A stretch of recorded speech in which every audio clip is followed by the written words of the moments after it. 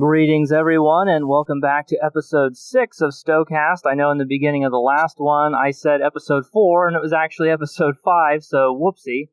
But this is episode 6, so go ahead and grab a coffee or something, and let's talk about my new player project. That's the topic of today's video, following up on the last one about budget builds. And I have some really big insights gleaned even after only a few days that I wanted to share with you guys. Because there's a lot of things that I can do. I can start a new account, which I did. I can go ahead and discard everything and just strip down to nothing but the Vice Admiral ship and some vendor gear, which I did, so that I'm starting with basically nothing but a level 65 character and just, stuff you can get in Earth Space Dock or Quonos. On the one hand, it's been easier than I thought, and on the other hand, it's been a lot harder. And the one thing that I can't do is I can't unlearn everything I know about the game, and more importantly, I can't unlearn how to tap the space bar. Very big skill, just kidding. But I can't unlearn my perspective. I can't change my perspective to be that of an actual new player. Because the whole goal of this project is to find a starter build, although at this point it's going to be looking more like just starter advice and not specifically a build, to help people who are new to the game, to help bridge the gap between someone who's just hit level 65 and someone who's working on maybe a budget build or a free-to-play build that's still a finished build. So there's sort of a branching path. You hit level 65, there's an immediate need for something at that point. Not in a week, not in a month, not in a year, right then, that day. And so we're looking to find the best advice to fill that need. And it's hard to know what it's like to be a player in that position because I'm not. I mean, for one thing, I have 2 other accounts. I have a free-to-play account that's over a year old that is very developed.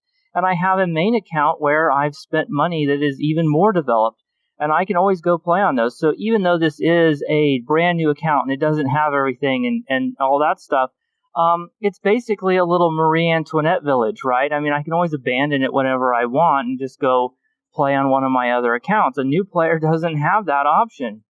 And the other thing they don't have is perspective.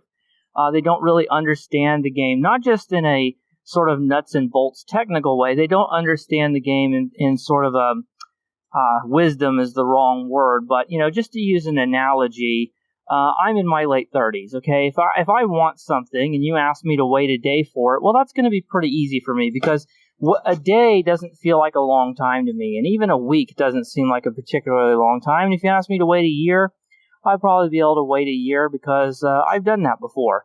If you ask my 8-year-old son to wait a day or a week or a year, he's really going to struggle with that because his perception of time and patience and waiting is just fundamentally different from mine in a way that I can't relate to, even though I remember what it was like when I was 8.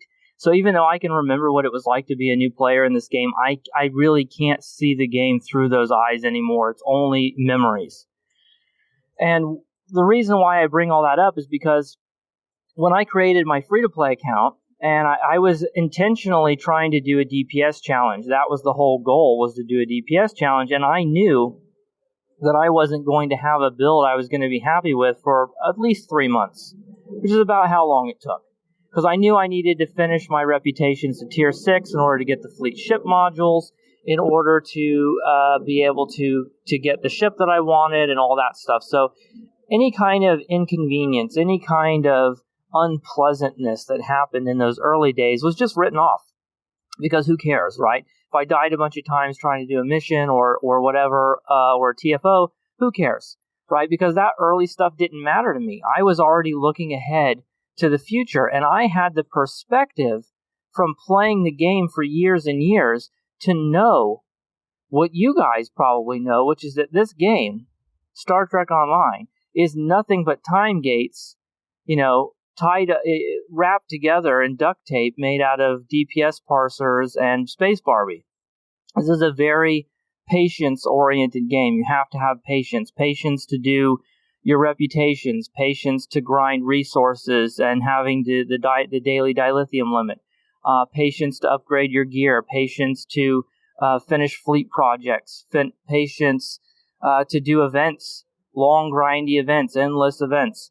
And so this isn't the kind of game where you can get immediate rewards. This is the kind of game where you build things up slowly, and I knew that was going to pay off eventually. So I wasn't looking for immediate rewards. I had my sights set further down the road. But when it comes to a new player, they don't know any of that. And I can tell them that, right? I can say to them, hey, if you just have a little perseverance and stick with it, things will get a lot better in the future. But they can't just take my word for it. I mean, it'd be the same thing as telling my son, oh, trust me, it's not going to feel that bad in a week. Because in that moment, a week is forever to him. And to a new player who's only been playing the game for a short period of time, who's just hit level 65, telling them they have to wait several months to get to the good part feels like an eternity. And they're probably thinking to themselves, maybe I should just pack up and find a different game where I don't have to wait so long to get to the good stuff. So, that I'm trying my best to put myself in that person's position. And, I think as DPS players, which I am, and I think probably a disproportionate amount of my audience is, we have a skewed perspective on the game, not just in terms of, what's good and what's not, but also just in terms of how people interact with the content. Board content is basically all there is in terms of what actually matters to a DPS person, because all of the DPS maps are Borg maps. And so I guess what I'm trying to say is a new player doesn't think that way. Why would they? They don't have a parser installed. They don't care what their ISA record is. They don't care about doing an ISE solo. They don't care about any of that stuff. What they care about is that they went to do a story mission because it had Wayun in it, and they like DS9, and they can't finish it because they keep dying, and all of the guides they find on the internet are telling them to wait until they have a bunch of stuff that's going to take months to complete. And the other advice that they're getting isn't helping them. And I think that is really the problem there. So, you see a lot of this stuff where people kind of are missed the point, right? Where they say, well, I went and did this budget build with mission rewards and I got 50K in ISA. And it's like, new players don't care about that. New players don't care about what I can do. They don't care about what you can do. They care about what they can't do. And that's what we need to help them figure out, how to do the things they want to do. And so to get back to the experience that I've had so far, the one big lesson that I've learned is that the difficulty for normal difficulty is all over the place. It's a giant balancing mess. And you'll go into one piece of content and it'll be fine. And you'll go into another piece of content and just completely have your ass handed to you. And that happened to me with Brushfire. Brushfire is a really great mission. I like Martok, and he's in it, and it's a fun mission, and it gives you the Martok set, which is a set that I really like. It's one of the few pieces of mission gear I think is worth having, even, once you have access to other stuff. And it's just hard. It's really hard. Way harder than it should be. Even after 2 days, my new player account character can do Argala on advanced and finish it. But I cannot get through Brushfire on normal without dying over and over again, because the Sona enemies on that mission deal an astronomical amount of kinetic and physical damage, to the point that some of the critical hits that they're getting are enough to one-shot me. And I'm in the Galaxy Cruiser, which is one of the highest base hulls of any of those level 61 ships. And I knew that going in because I remembered it. So I made sure to stack up on kinetic and physical resistance. I'm using polarized hull. I'm using the personal space trait you get for free that has kinetic resistance. I had a console I picked up from some trash kills that has kinetic and physical damage resistance, and so on. And I had over 50% kinetic resistance, over 40% physical damage resistance. Doesn't matter. I had whole cap stuff that I could get. I maxed it out on the skill tree. I'm up to 65,000 whole, up from 40,000 base. Doesn't matter. These critical hits are dealing upwards of 60k damage, even through all of my resistances. You just can't survive that, not over and over and over again. So, I can go into one piece of content on normal difficulty, and it's fine. It's absolutely fine. And this is after I already picked up like 12 pieces of mission gear. I've been hustling and doing mission after mission after mission after mission, and I'm basically speedrunning these things. I've played every mission in the game multiple times. I'm moving to the next objective before the game tells me where it is. I'm skipping the cutscenes. I'm tapping F to skip through all the dialogue boxes. I am rushing through these things as fast as I can, and it just takes forever. It takes forever to do all these missions to get the reward, and you could say, well, if you're a new player and you're leveling up in the missions, then you might already have some of this stuff because you might have already done the missions, and that's true. And the other big lesson I learned is that you don't need to do that much damage in order to play normal difficulty. It just isn't that big of a requirement. Even when I had nothing but Mark 9 white phaser beam arrays, it was fine. It's not like I was melting enemies or anything, but I never felt like I couldn't do enough damage to finish the content. So, yeah, obviously I'm not going to be strolling into a TFO and lighting the place up and killing everything, but let's be honest here. Most TFOs you go into, you don't need to do that much if you're doing it on normal. And you could say, well, what about advanced? And I would counter that with saying, why are you doing advanced content if you just turned level 65? I mean, if people are going to skip straight to advanced content even when they just hit level 65, what's the point in normal difficulty even existing? So I think there's an argument to be made that you don't need to do that much damage for normal difficulty. The big spikes in difficulty when it comes to normal is really about how much damage the enemy is doing to you and not really about how much damage you have to do to the enemies. So I wouldn't really put too much stock in your weapons. And I definitely would not grind out episode rewards for regular weapons. Like, if you're going to get a weapon that's part of a set, that's fine. But just doing the ones that just give you regular weapons, forget about it. A huge waste of time.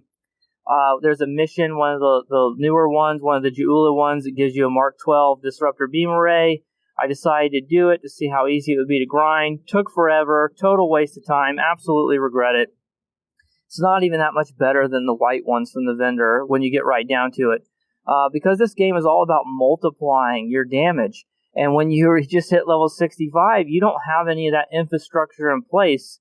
Your build is not good at doing that. So, a piece of advice you hear, which is really good advice, I'm not trying to undermine it, is don't mix weapon types. Well, if you just hit level 65, I think you can ignore that in the short term because it really doesn't make a difference. You don't have the setup to really take advantage of those synergies anyway, so you may as well just use the best stuff you got. Who cares if it's mix and match? It doesn't really matter anyway. You don't need to do that much damage in the first place. The far more important thing is finding a way to survive, especially when you're doing a variety of content. If you're doing episodes, then you're on your own. If you're doing patrols, you're on your own. If you're doing TFOs, let's be honest here, how many new players are there really? You're probably going to get carried, and I know people don't want to hear that. They want me to give them advice that's going to help them to participate at the same level as everyone else is, but you're not going to be able to do that because this is a time-gated game where you have to wait in order to get your power. And so, another thing that I really found is that if you're looking at reputations, yes, Tier 6 is going to take a long time to get to, but Tier 2 only takes 6 days. If I had started doing it the day I created the account, I would be halfway to Tier 2. Tier 2, there's a lot of huge benefits at Tier 2. You can get precision, advanced targeting systems, that's crit chance and severity. You can get energy refrequencer, which is a huge, huge boost to survivability. You can get chronocapacitor array, which is going to give you bridge officer cooldown. If you just hit 65, you do not have the resources to get high-quality technicians, and you probably aren't spending the money on improved photonic officers, so your cooldown reduction is going to be pretty bad unless you're just doubling up on bridge officer powers, which is fine, but you can only do that with a handful. So having that extra CDR in there, popping on a photonic officer rank 1, and throwing on chronocapacitor array, maybe a couple points in the skill tree, is going to go a long way. And I think that, obviously that's not something you can do on day one, but it is something to look forward to in the short term. Just getting to tier 2 is a big deal. Even if you just focus on those 4 I said, that's going to help you out quite a bit. People say, well, I don't want to grind marks for 13 reputations. Just focus on those 4. Temporal, Romulan, Delta, and Iconian. The Iconian one also has the exotic damage boost as well, so if you happen to pick a science ship, and that's the other thing. Talking about starter builds here, trying to put together a starter build, well, there's 8, 9, 10, 11 different ships you can pick. Am I supposed to do a different build for 11 different ships? Because if I say, well, do this and do that and whatever, and they picked a completely different ship, it's not really going to help them any. And, if I say, well, just go into R&D and craft these batteries, craft some R&D batteries, maybe they didn't know that. Maybe they haven't been leveling up their R&D. Are they really going to want to hear me say, well, you just go create a Jim Hadar character to do it for you? If you're new to the game, you're brand new to the game, you're struggling, and you look for advice, and the first thing someone tells you is, oh, yeah, well, you can't do it yourself. You see, what you have to do is create a bunch of extra characters you can exploit and do all this grinding and blah, blah, blah, blah, blah. They're going to be like, yeah, no thanks, I'll see you later, bye. So, I don't have Reverse Shield Polarity 3. Why? Well, not because I don't have a commander engineering seat, but my character is tactical, so I can't make it myself. And I'm not going to make a new Jim Hadar to make it for me, because then that would require me to tell a fresh 65 that they have to create multiple characters to play the game. And I could go to the exchange, but telling them to go to the exchange for any reason opens up a can of worms. And this isn't just my philosophy getting in the way again. The problem is this. If I say go to the exchange and buy this thing, what if they go there and it's not available? What if no one has it listed? They probably will, let's be honest, but what if they don't? Or what if the inflation continues like it has been, because the EC you get comes in at a constant rate, right? EC paid out by Tour of the Galaxy, selling vendor trash, even Endeavors, is fixed. But since there's no sinks, the cost of everything on the player economy keeps going up and up and up and up and up. So I say, oh yeah, you hear this advice all the time. Oh yeah, it's cheap, just go buy it on the exchange. Yeah, just go grab it on the exchange. Oh, you could go get this on the exchange. It's real cheap on the exchange. Have you looked at the exchange prices recently? Have you considered that a brand new player has nothing? Because they're going to go to the exchange and be like, this is cheap? Fuck this, I'm out of here. So I would never tell them to do that. They might not be able to get it. They certainly probably can't afford it. And so I'm just stuck with what I can get from the vendor, because that's realistic for an actual new player. Not me, because that's realistic for an actual new player. Now, for me personally, I could say, well, I'll do this and I'll do that and I'll create a new character to make it for me. But what's a new player actually going to do? Or what are they going to be willing to do? Or what advice are they actually going to be receptive to?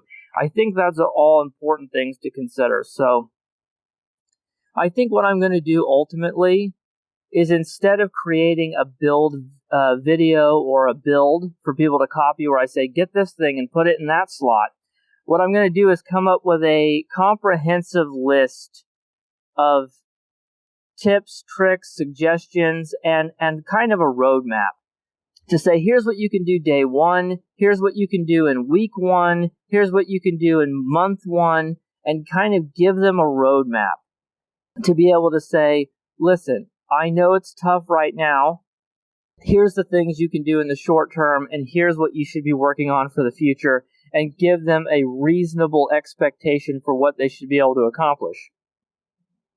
I think that would be a lot more useful than trying to say, well, I went and got all this mission gear and the stars all aligned and I got a really great ISA parse, and why can't you do the same thing? Because I think it comes off as condescending and off-putting. Anyway, this is going to be a nightmare to edit, and I will see you guys later. Thank you for listening. Have a great day, and I'll see you in the next one. Bye.